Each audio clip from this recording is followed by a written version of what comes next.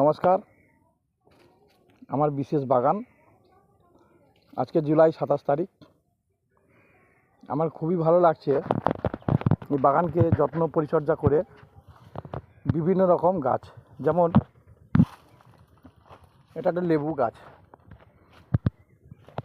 এটা আরেকটা লেবু গাছ, 12 মাস হয়।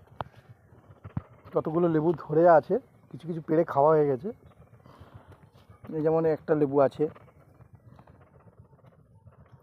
আর এটিতেও আছে, এই যে লেবু দেখা যাচ্ছে, আরও সেদিকে আছে।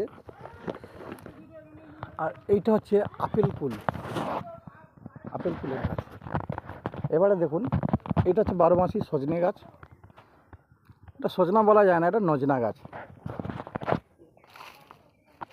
এই যে আমার 12 মাসি আম গাছে আম ধরে আছে, এই যে আম আরও কত হয়ে আছে, আরও এই যে আম।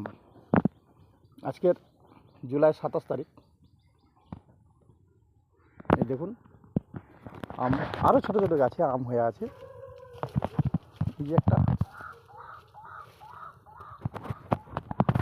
আমার খুব আনন্দ লাগছে এই আমগুলোকে দেখে। এগুলো সব 12 মাসি আম। এই দেখুন মুকুল এসছে।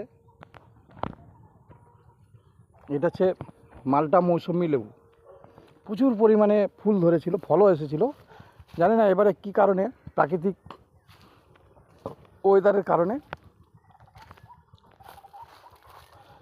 সব আমগুলো মানে এই লেবুগুলো সব ঝরে গিয়েছিল।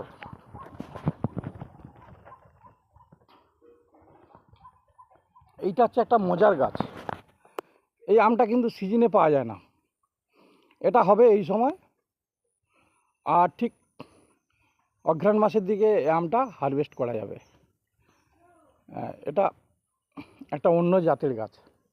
এটা না সিজনে হয় না অফ সিজন। এটা এমন একটা টাইমে হয় যে সময় আম পাওয়া যায় না। আমগুলো